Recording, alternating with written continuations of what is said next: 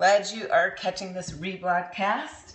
The replay is the replay. Thanks guys for jumping on. I am glad that you found this, and make sure that you go ahead and swipe to the right if you are an iPhone user and click share, and swipe up if you're an Android user and click share. Let people know about this topic so I can help answer any questions. And the great news is that as you watch this replay and are also on live, you can tap the screen, and that always gives hearts. So even if you are watching the replay, you can still give hearts on the topic, because that lets us know as broadcasters that these topics are what you want to hear from.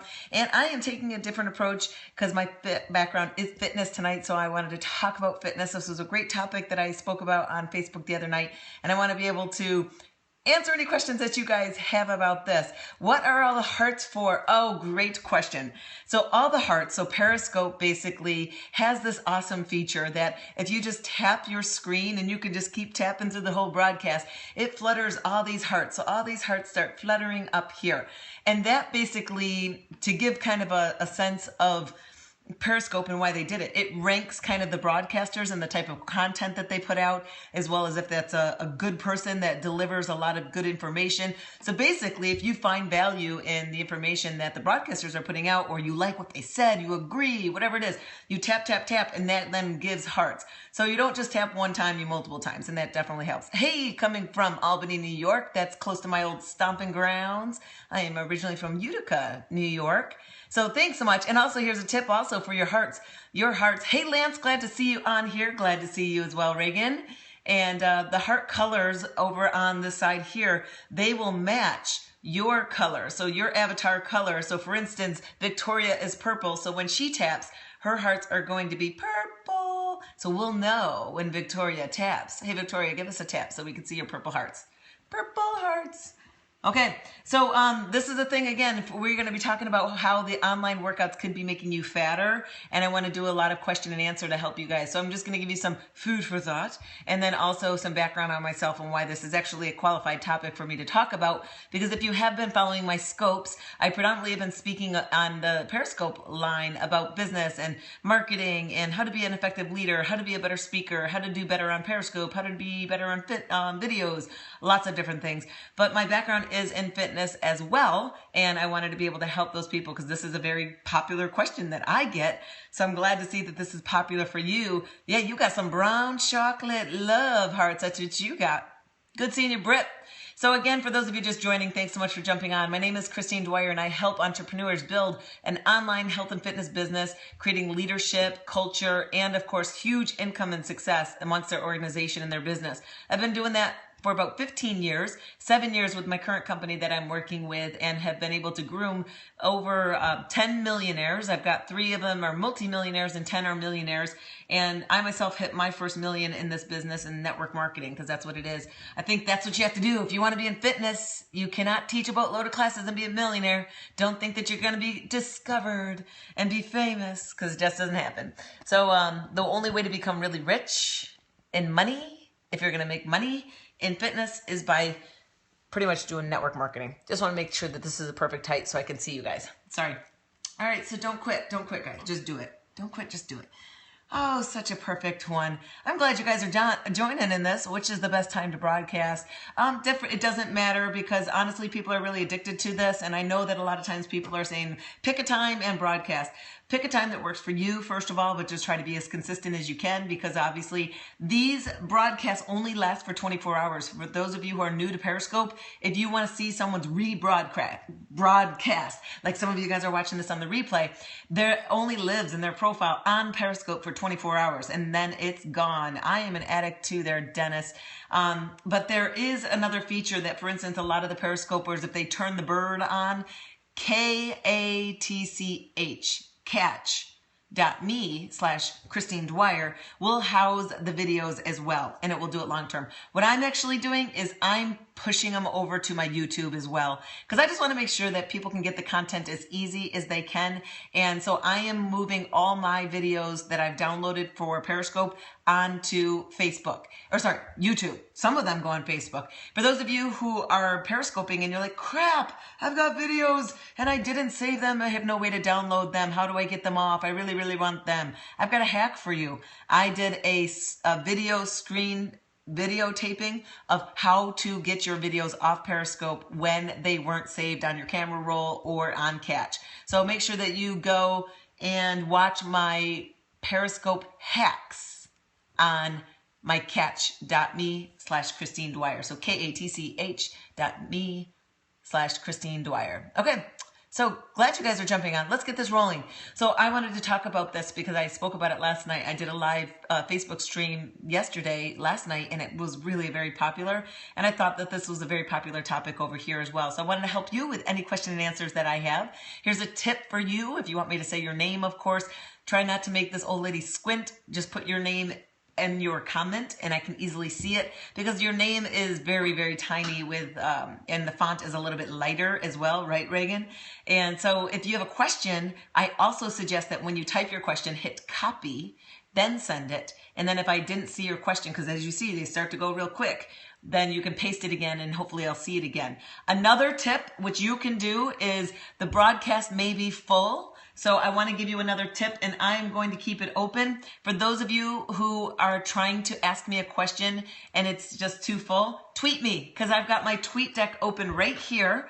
And so I will flip-flop back and forth answering questions from Periscope here, but also on Twitter so that I can get your questions. So the way that you tweet me is if you're on an Android, swipe up, click on share, and then just hit the Twitter button, but then erase the information there and just keep my name at Christine Dwyer and then write your question. If you're an iPhone user, go to the right and then do the same thing and that will do it. Okay, tonight's topic, and I want you to keep me on topic, so don't try to derail me by asking me questions that don't relate. So the questions that don't relate are about nutrition and food. I can touch lightly on it, but the topic tonight is why and how are online workouts possibly making you fatter. So if you've got all these online workouts that you're following and you're still not achieving your goals and maybe you're getting fatter, why? Why are all those online workouts making you fatter? I want to go into some of the science about working out because obviously this is something that a lot of people just feel that if I just move, I will lose weight. That's not the case. So my background in fitness, so you have an understanding of where I'm coming from and why I have any knowledge in this area, is I've been a group fitness instructor for 24 years and I have gone through lots of different certifications, of course, and I teach group fitness currently. I have a master or a personal training certification as well, but I don't personal train people because I feel it's a waste of my time. Not to train someone, but it's physically a waste of my time. I can make a lot more money training a lot of people virtually online than physically going to a gym and training them for an hour. So I do have those credentials as well, but my also background is I studied in medical college. I went to a medical college for radiography, so I've gone all through the physiology and gross anatomy and all of that. I dissected cadavers and everything, played with muscles with my own fingers. So I've got a lot of knowledge in that, but my professional background is I then last 15 years have worked as a master trainer. So I was the trainer of the trainers. So I would be the one that would train people to be instructors and all of that. So that's basically it. I want to go through and start talking about why these online workouts could possibly be pushing you further away from your goals. Here's the problem. The problem is that we have so much content out there and you're following multiple people. You're getting a lot of great ideas from a lot of people who are filming themselves and putting it out there. There's a couple main problems with it. First, a lot of people are filming themselves and putting them out there as an expert when they have no credentials. And so you have to be very careful that the people that you're following are actually legit, like they are really teaching you good, safe form and technique, and that this exercise is actually going to make you have results, as well as, is this an effective exercise? Is this being performed properly? So when you're finding all these different people out there, definitely, like Ed said right there, research the people, make sure that they've got the credentials, and that goes down into their training, their experience, and the way that they speak, of course, is going to be a red flag or a good flag on if you should be following that person for that success and to see if their exercises are legit. But now here are the other problems. So here's the second part of that problem. So the second part of the problem, there's a lot of people who are, of course, in network marketing, and a lot of them are doing in network marketing businesses that focus around weight loss. And that's multiple different businesses out there. I mean, I know there's Plexus and, of course, Herbalife and, of course, Beachbody and Bicelis, It Wraps. I mean, there's a bunch load. I could keep going on and on. But there's a lot of network marketing businesses out there that want to help people lose weight. Why? Well, first of all, because of course the weight loss industry is a quadrillion, bagadillion dollar business that's never going to go away. Just take a look at the way society is. I mean, we're constantly getting fatter, and that's just going to be the way it goes. If you've ever seen the kids movie Wall-E, you know that one? That's like where we're going, because you just go around in the grocery store and you're going to see a ton of people already on those little motor scooters, because that's where our lives are going. It's unfortunate, but that's just the way of the world because of the food choices that we have now. And it's funny because I watch, this is weird to say, but I love watching the ghost shows, and one of my favorite ones is the Dead Files. And the people always discover like the people's pictures from way back when. Well, this person was from the 20s, and they always are really thin, and it's because they were always working out. They didn't have all the preservatives and the junk food and all of that stuff. And I'm not a food Nazi, no way, because I do eat crap myself, because of course I want to, and it's available to us. So I'm not saying you have to be perfect in your eating, but you are knowing what you're doing to yourself, of course, when you are eating that type of food. All right. So those are the first two strong points, but don't just follow someone because they're signed up in a health and fitness company that they're the pro and the expert. Be very careful. But the other problem is you are following and getting all these great ideas. Totally. I'm going to do that inner thigh workout tomorrow. Ooh, that one says it'll be good for the thighs. I'll do that one tomorrow. This ab one is great. Ooh, that's another great ab one. I'll do that one and that one. You could possibly be ineffectively training your body because you're just randomly picking body parts here and there, or you may be overtraining a certain body part, and also you may not be training that body part effectively in a week's time. So in 7 days cycle, you should be training your body parts in a certain way to gain that success. How is that way? We can talk about it in a bit. But the problem is that, of course, everyone has different goals. So if someone has a lot of fat to lose and they don't have much muscle mass, you will know that by your body mass index or your body fat. You can take that too. But if you've got a lot of fat on your body and low muscle, your weight training schedule is going to be different than someone who is, say, low body fat, low muscle, and wants to gain muscle. That person's body training is going to be totally different as well. So there is no one way fits all. I'm just going to give you a generalized sense. Here's that problem though, is you are finding all these videos and you are doing these random videos out of order that do not train your body how it effectively needs to train each week to stay healthy or get in shape or lose fat at a consistent pace, because you have to follow a formula. Everything in life follows a system and a formula. Nothing has been a huge success without it following a formula or a system. Everything, right down to all the major food chains and all the the restaurants, everything follows a system. Conveyor belts, it's a system. Everything's a system. Same thing goes with your training and your body parts. There is a system of how often you really need to train with cardio, how often you have to train with weight training, as well as how often you have to do HIIT training, as well as stretching. Those 4 components are some of the major components for transforming your body. And of course, there's a couple others, but the 5th most important one is, of course, your nutrition as well. So all of those things together is what's going to transform your body. Now, before I go into question and answer, I do want to say this, because this is a very common question that a lot of people ask, and I'll just answer it right now.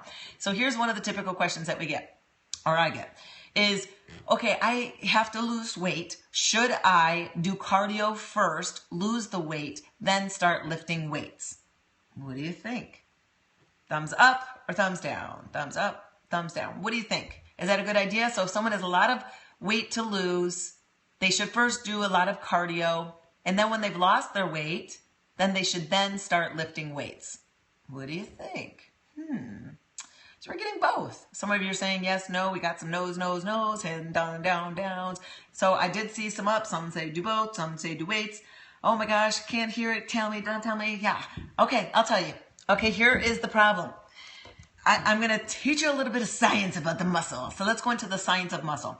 So your muscle, and everyone's muscle is different. So for instance, I'm 5'3", and my joint space from my shoulder down to my elbow is going to be shorter than someone who's a lot taller. So my bicep is going to be more compact. It's shorter than someone who's taller because theirs is stretched out longer, and the ball of mass to make a bicep is a lot longer, that it's going to take them a different type of training to be able to create more thickness in that muscle. That's the first thing that we need to talk about.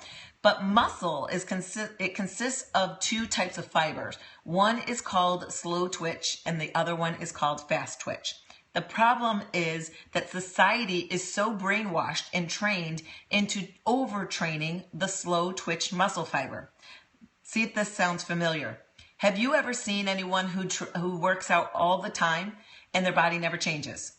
But the type of working out that they do is stuff that doesn't really tax them. It doesn't get them out of breath. And I'm not downing this workout at all, but this is a fantastic workout, but it's overdone. Zumba. So sometimes people will just do Zumba 5-6 days a week, and that's their workout every week. But their bodies aren't going to change because they're missing a big key element. And the same thing, it does not just Zumba. It's someone who just does Pilates only, or someone who just does those total body weight training classes like 3-4 times a week, and they use those light weights and they do 8 million reps and they train their whole body.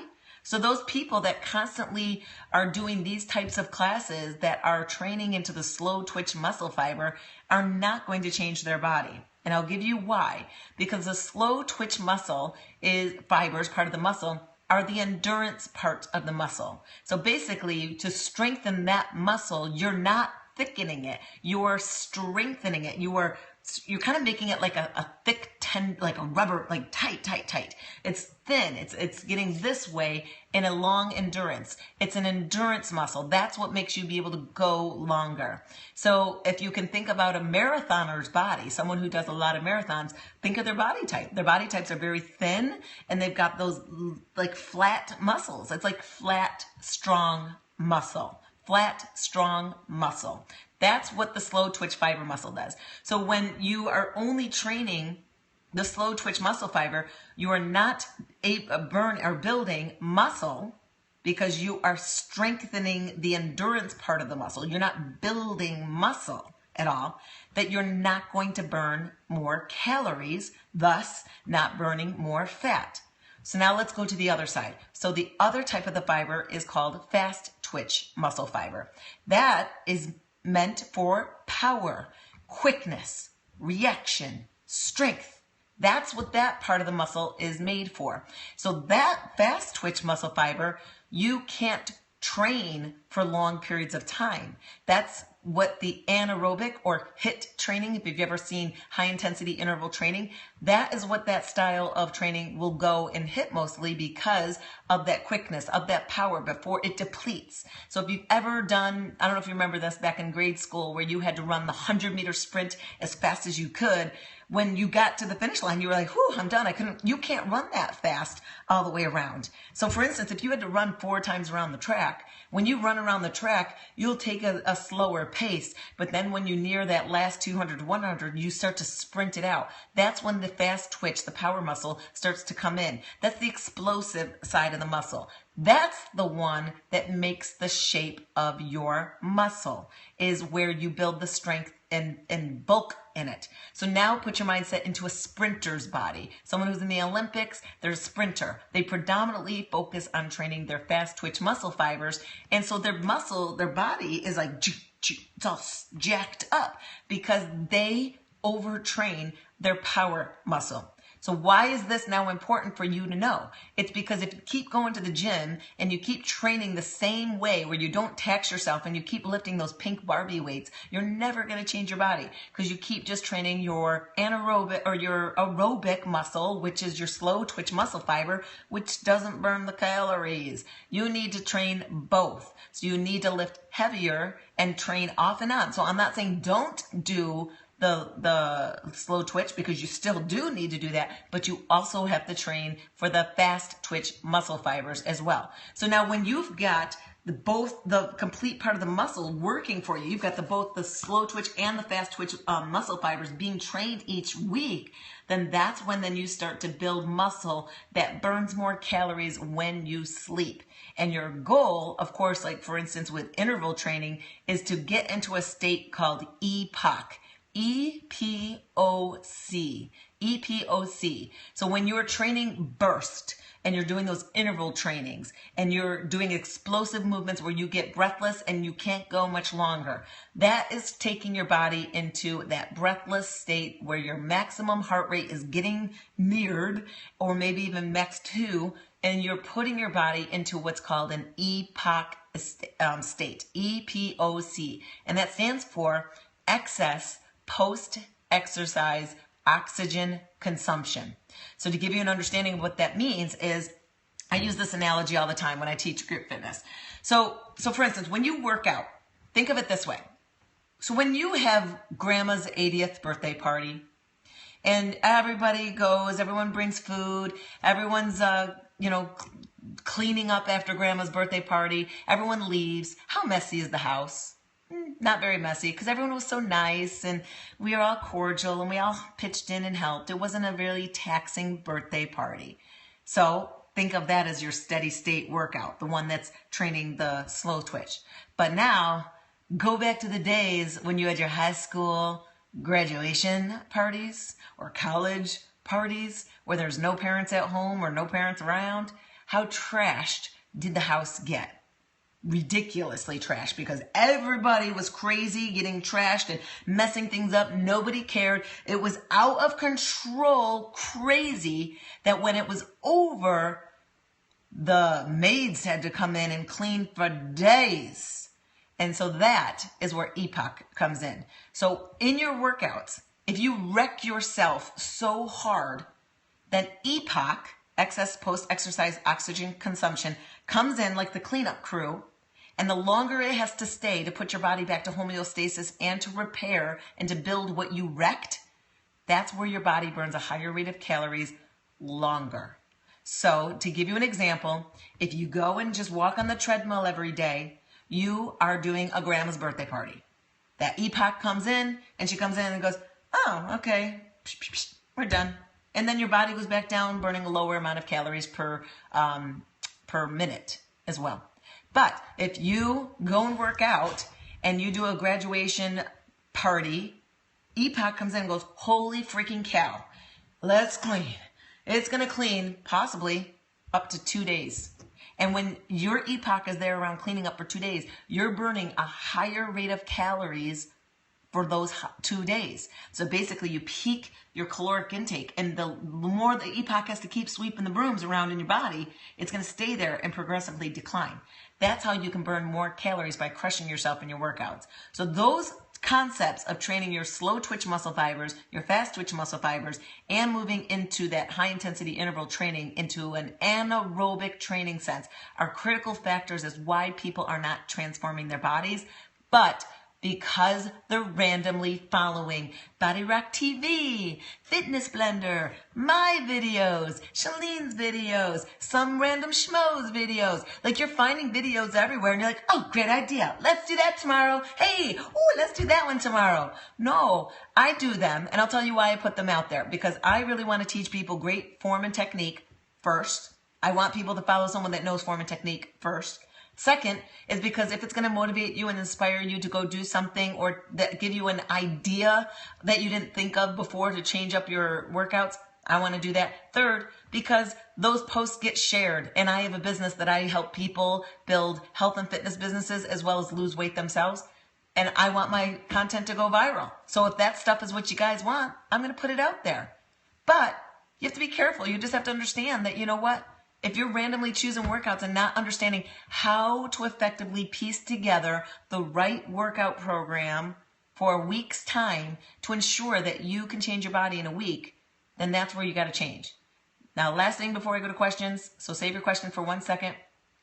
The problem is a lot of times people are focusing on that little metrics that comes out that says, in 2 weeks' time, you'll start to feel a change. In 4 weeks' time, you'll start to see a change. In 6 weeks' time, you're going to notice that your pants fit looser. And in 12 weeks' time, people will see the change in you.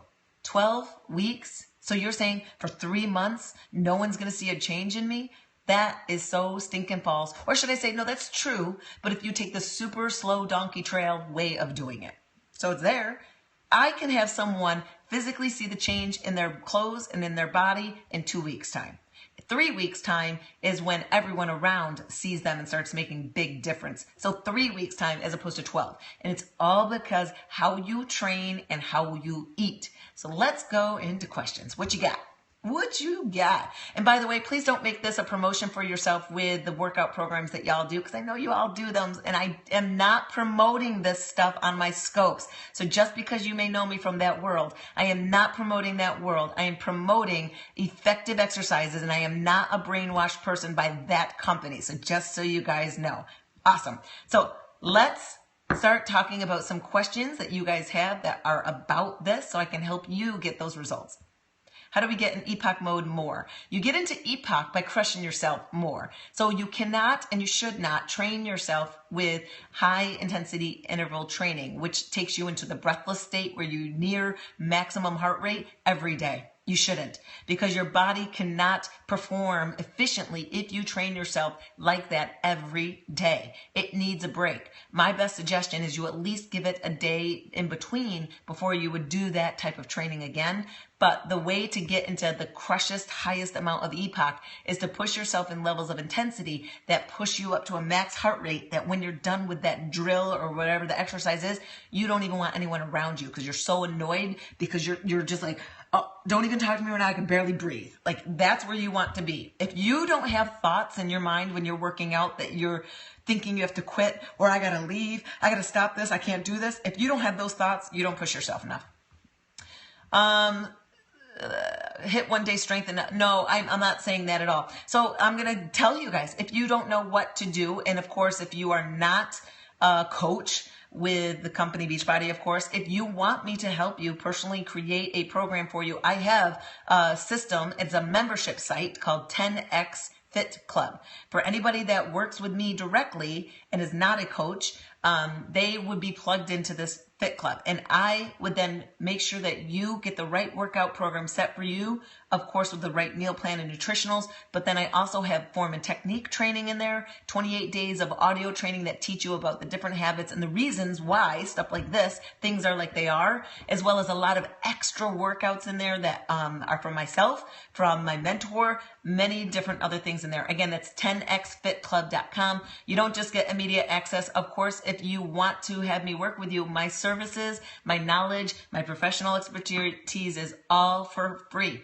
The only thing I require is that you purchase a product that I know you can do and follow, you'll get results. So that's the only thing that I require. What other questions that you guys have?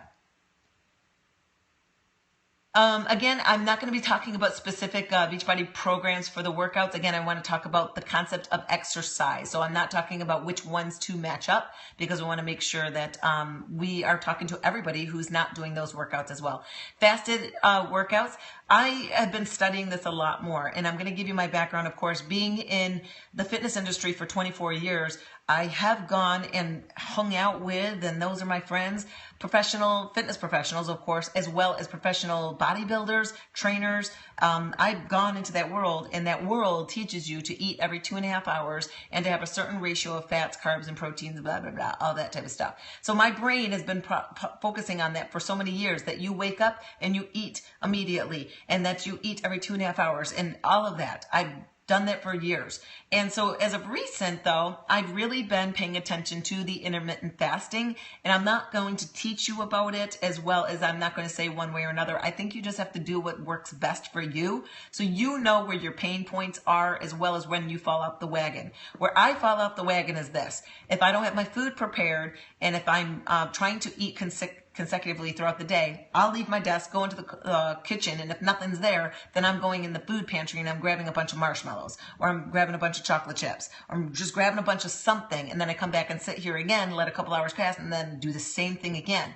So I know that's my problem. So I've been playing around with intermittent fasting and eating all my calories that I would normally eat in a day within a certain window period of hours, and those hours are determinate upon you, because there are some people that follow the 4-hour intermittent diet. Some do 8, some do 10, some do 12. It's all a matter of what works for your lifestyle, and just play around with that and see how that would work. But as far as fasted cardio goes, There's science saying that it's definitely a positive. If you can do that, I would suggest give it a shot because, for instance, HGH, human growth hormone, is released when you work out, and human growth hormone is what burns fat. So, for instance, if you are on fasted cardio, you haven't added any calories yet in your body, HGH is still flowing in your body and burning fat, which HGH is predominantly at its highest when you sleep. So when you wake up, and if you're on fasted sleep and then you want to go do your workout, that is going to be one of the more efficient times by some science. And again, I may just be saying this by what I'm studying right now.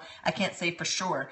But that is where then HGH will still be burning fat when you're in your fasted cardio state. And then when you do finally eat, that's when it pretty much turns off because you're entering in now glucose and calories, and your body's now switching gears to process for that. So what other questions do you guys have? Let's go. So I'm surprised you guys haven't asked this certain question that I'm waiting for. How can you learn all these terms? Where are you studying this? Thanks so much, Shannon. I'm just an old dog at this stuff, and I study everything. So again, my background is a fitness professional, a professional fitness professional, meaning I'm the person that studies this information and teaches people about it. I've been a master trainer. I started with Chalene Johnson's company back in 2000, and I was a master trainer. I was actually the person that was responsible for training the master trainers as well to go do it. But I've certified the most amount of people in the company's history as well. But I study and I take courses, so I continually have to do continuing education to keep my credentials, my licenses up for 2 years. I have to continually do additional training. But I think if you are generally a person that's really interested in being very knowledgeable about any topic and being the top of your game, you are constantly studying and also trial and error. So that's why I'm talking about intermittent fasting that way, because I'm in a testing, trial and error path with it right now as I'm studying it. So that's why I'm just going to say, give your advice that that's something that, of course, you might want to try as well. What is the product we need to buy? Good question. So it is no secret, I am a Beachbody coach. So all I do require is that whomever does work with me, that they purchase something that keeps them on a continuity product. So basically your membership fee is pretty much going to be like the shake you drink every month. That's your food. That's part of your meal plan. But because you're on a continuity product, then you can stay in the membership club for as much as you want, which continues to get added in extra workouts, extra meal plans. I have vegan meal plans in there, paleo, and those who follow the 21-day fix, I got those in there, and multiple other things as well. So I suggest just go to 10xfitclub.com, fill out the information there, and then I personally reach out to you to see if you are going to move forward into the club, all right? We'll figure that out. And it's all it is you just got to buy the product you're going to use. Again, I don't charge for my services. Do I train different parts faded away. Do I train different body parts every carb cycling, Victoria? Food again is something that we're not going to be strongly talking about, but I think that thanks so much, Dennis, for adding that in. You're such a great guy. Tell your partner I said hi. Maybe he's watching as well.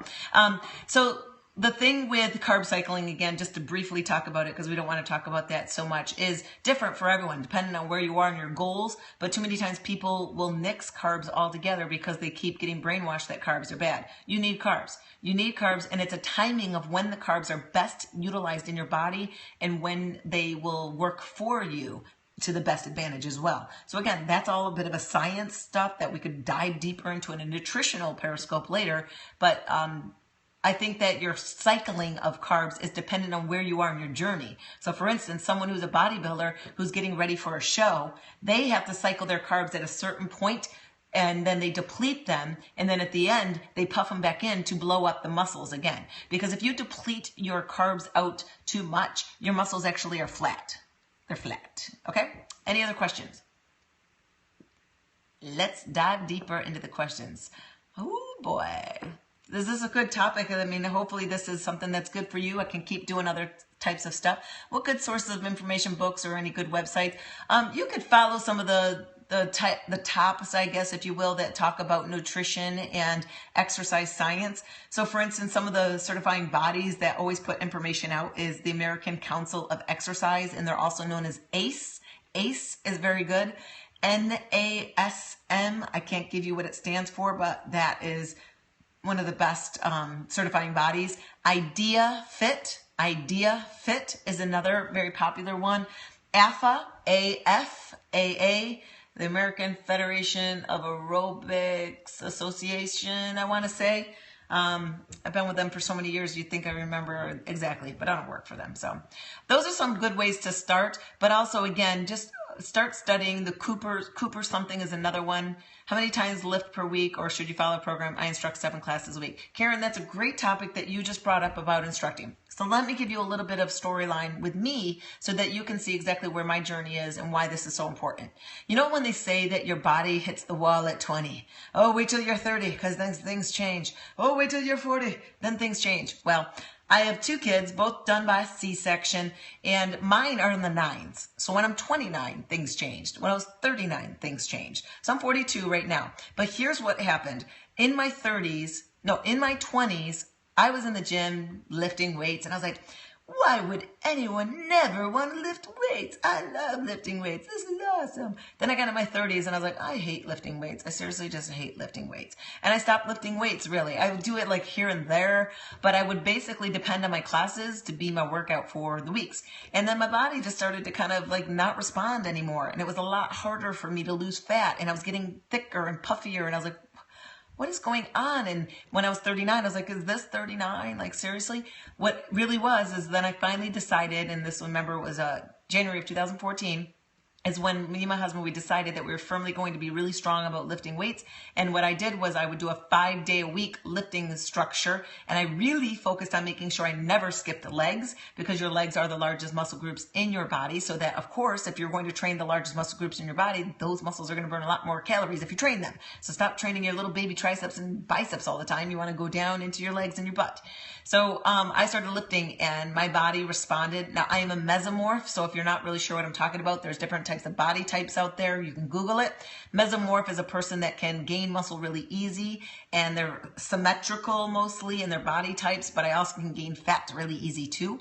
But my body started responding, and now in the past year and a half, 2 years, my body is completely different with the consistency in the muscle tone and how my body can respond and get down leaner when I need to. So for instance, I'm not super lean right now. I just came off a video shoot about 2 weeks ago, and I've allowed myself some indulgences for the past couple weeks. So my belly is a little puffier and all that because of that. But that's typically what happens. But I can get my body back in real quick shape because of understanding that now. So lifting weights was a critical reason. And it's mostly because a lot of people who teach group fitness think that their classes are their workouts, but those really aren't. They could be your cardio type workouts, but they're not your weight training workouts. You need to go specifically do your own weight training workouts. So when you say, how often should I be training my strength training, and how often should I be doing cardio, and how often should I be stretching, how often should I be doing HIIT training? Here's a general gauge of what you're going to be focusing on. Generally, you should, of course, try to stretch after, I suggest every day. So at least try to stretch after your workouts 10 to 15 minutes, no matter what, but at least stretch every day. Do not do long holding stretches known as static stretching before your workouts, because your muscle fibers are cold. So when you want to put tacks on it to stretch it, you're actually stretching like a frozen rubber band and you risk injury. You want to do moving stretches in your warm-ups. And then in your final cool downs, of course, is when you do the long static ones. So if you're then going to do stretching, do that every day, but I would definitely suggest try to fit in a longer period, be it 30 minutes or more if you can, of a class that centers around flexibility, balance, and core. Classes like yoga, Pilates, Pyo, those types of classes are the ones that I would suggest at least once a week, So that's it for the stretching side of things. With weight training, bare bones, general minimum, at least train your body parts 1 time per week. And you better do it well. If you're going to train it 1 time per week, you better do it well. So if you're going to train your biceps, depending on how you want to lift your weight. So for instance, if you want to train 5 days a week, you can do chest on Monday, Tuesday you do back, Wednesday you could do triceps, Thursday you could do biceps, then Friday you could do legs, and then, we got to do Saturday, you can do abs, or not abs, shoulders. So you can break them up like that, or you can combine them together. So typically what I do is if I'm only going to do one time a week, I do back buys, chest tries, legs, and shoulders. So I'll do a 3-day split. But for the most part, I train 5 times per week on my weight training just because, again, of my age and because I know how important weight training is, especially as we age. So weight training, I would say your best minimum is at least 3 times per week. And as far as ready, steady state cardio, definitely around a couple times per week. And then you also want to do interval HIIT type training cardio at least 2 to 3 times per week as well. Better if you can 3 to 4 times per week. That's basically a gauge. But again, that's not for everyone. That's a general. And if you're still picking out these random workouts from so-and-so, guess what? These little workouts that we all put out, they're just a smidgen. A lot of us aren't even really doing that as the workout of the day.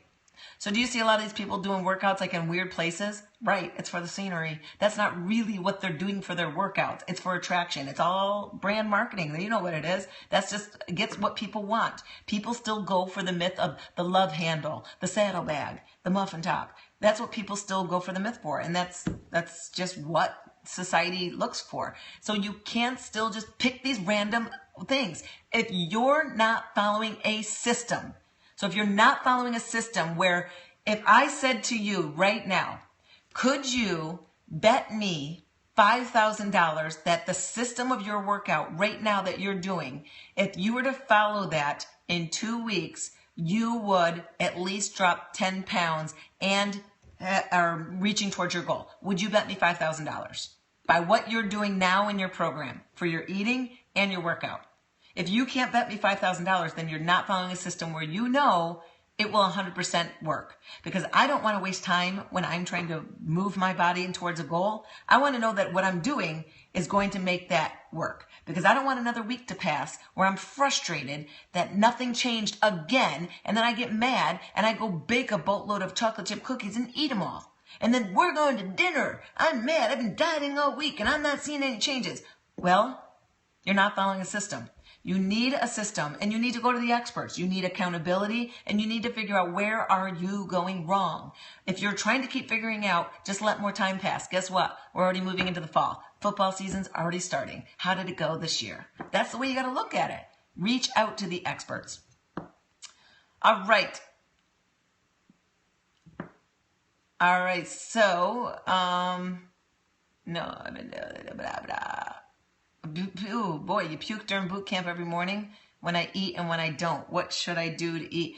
I don't want to really specifically give you a prescription for that because, of course, I don't know what type of workout that you are doing, as well as your bodies are all different. Some people do need to eat before they work out because they'll pass out or their glycogen stores and so many other different factors, diabetic and all that. So those are some things that I, of course, don't want to prescribe because I'm not a doctor. But if you are puking at all of your workouts, then I would definitely say that most of the time, if you're puking every time or a high quantity of the time, it could come down to your form and technique and that you are allowing your body to get into positions where you are promoting that. Most of the time, too much overhead when your heart rate is too high. So again, this is science stuff. A lot of the little videos that you guys are finding out there are teaching you stuff that does not make sense. So for instance, if your heart rate is way stinking freaking high and you keep dropping your head below your heart rate, you are asking for EMT to come and pick you up because you're going to pass out or you're going to throw up. So those are some things to think about. If you are following a program, again, that definitely is something to follow, but I'm going to give you a word of advice. Yeah, sure, a lot of you guys are following the Beachbody workout programs, but some of them are not complete. So for instance, I love Body Beast. I love Body Beast. I think that's the #1 weight training program out there. But if you just follow Body Beast, you are missing a lot of the complete training to get your body to be at its healthiest state. Because the Body Beast format doesn't have a lot of stretching, doesn't have a lot of cardio, and doesn't have a lot of hits. So fantastic for weight training. I think it's the #1. The science behind how that has been put together is spot on for growth. So those are some things to consider. So you definitely want to cross train. So I'm not going to prescribe and answer all of your, let me set up a program for you on here. I just want to answer the common questions that you have that relate to more than just yourself, of course. And again, I'm not promoting any one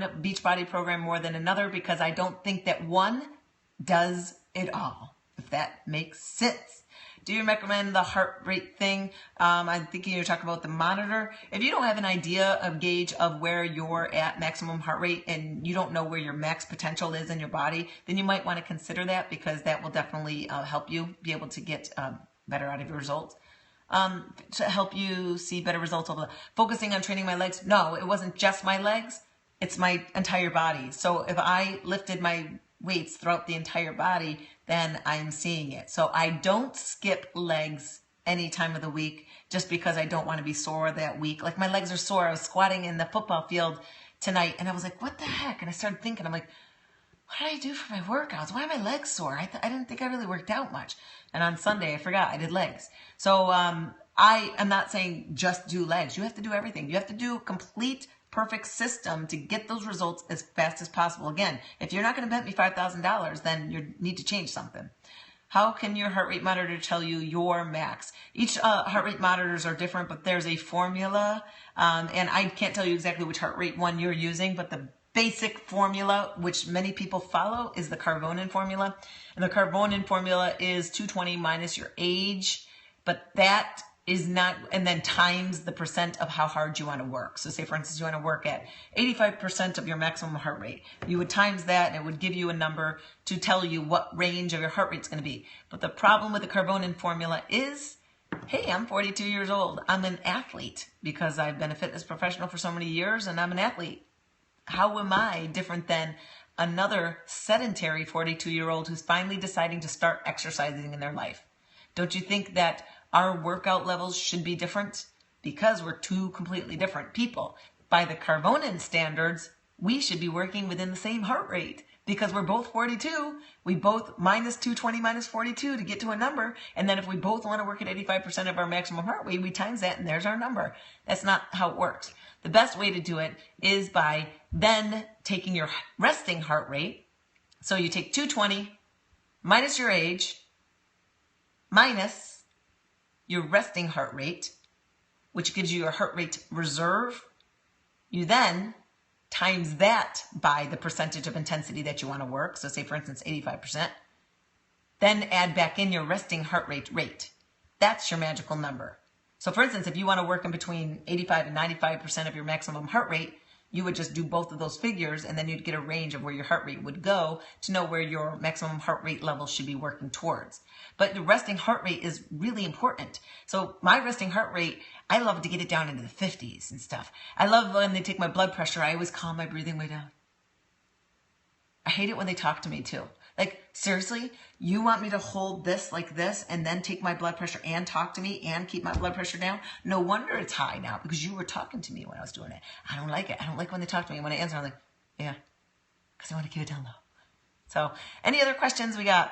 Again, I don't want to prescribe your workout for you because I don't know you. That's the whole benefit of working personally with me. Go to 10xfitclub.com and I can totally work with you to make a perfect program for you. Muscle building for losing fat and glutes over cardio. No, nothing is better than one for another. Everything is all together. So you need to weight train, and you need to weight train every part of your body, and you need to do cardio, and you need to do HIIT training, every part, and strength or stretching. Because if you can build mass, but then you're not stretching it, you're going to break something. Something's going to break, and it does. Get old and you'll see it all breaks. So you cannot just change your butt by doing legs and squats and lunges. HIIT, high intensity interval training. So HIIT, high intensity interval training. And that's where you get your heart rate up. That's so funny, Dennis. Up near maximum heart rate. Can you do the formula for the heart rate? I couldn't keep up. Totally. I talk so fast. All right. You ready? Let me write it down for you. So I'm going to say it and then I'll write it. So we got 220, which is the maximum heart rate number that we're starting at, minus your age. So age. So I got 42. Let me start over because I want to put my numbers down. Okay, so 220 minus your age. Then minus your resting heart rate. Then times that by the intensity level that you want to work. So say, for instance, I'm going to just put like 85% to 95%. Add back in resting heart rate. And that is your heart rate beats per minute. Okay? So 220 minus your age minus resting heart rate times the intensity level that you want to work. So it doesn't need to be 85% or 95%. It could be 60%, whatever you want.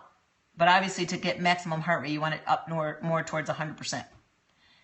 Add in resting heart rate.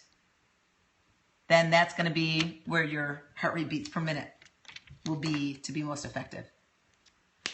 What else we got?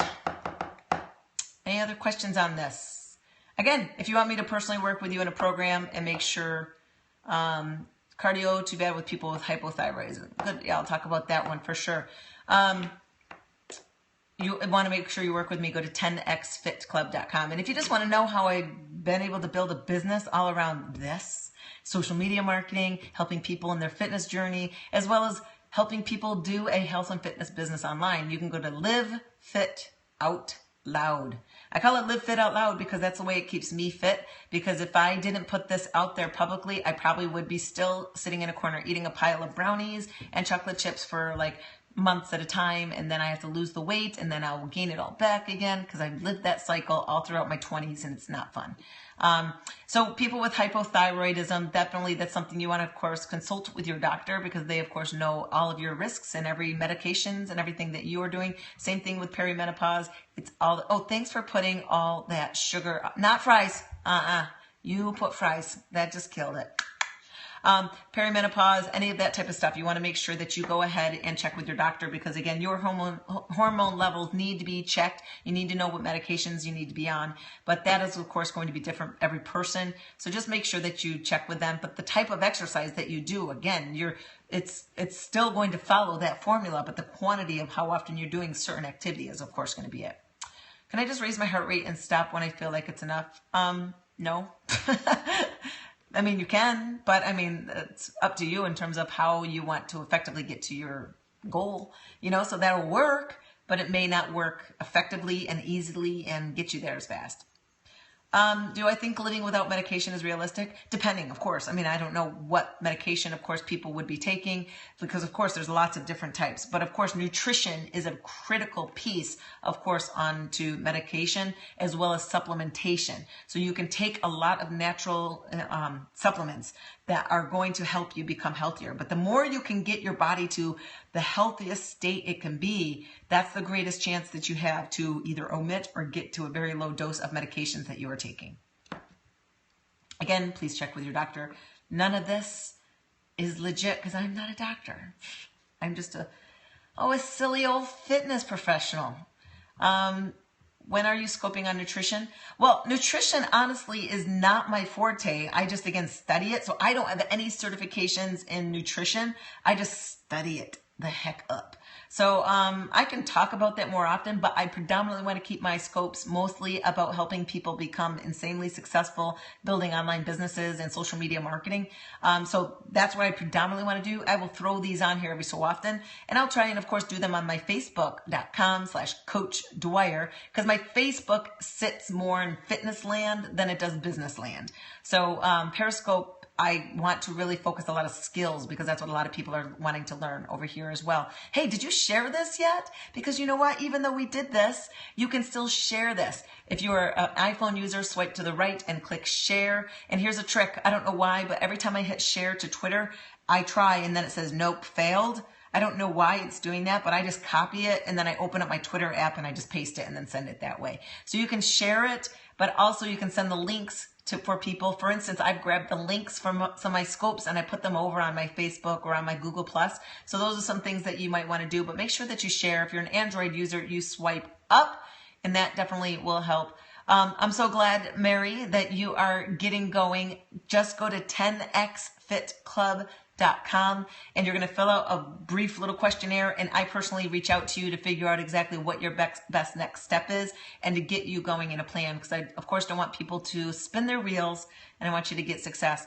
So hopefully this was helpful. And I ran a scope. I don't know if you saw my last scope I did a couple hours ago on how to create a bio or the one-liners. Like when people say, what do you do? And you don't know how to answer that. I totally taught a simple formula that has a worksheet download that you can go ahead and download and get. And that was my last Periscope I did a couple hours ago. So just click in my library of broadcasts and you can find that there too. Thanks so much. By the way, who was that? ATC Fox, that's not a good idea. That was the wrong thing to do when you're in someone else's business, that you just went and targeted their followers. That's the wrong way to do it. I'm going to do a scope on that because that's just not good. Sorry to call you out, but I just want to let you know that's not good to target other people's customers when the other person drew them in. All right.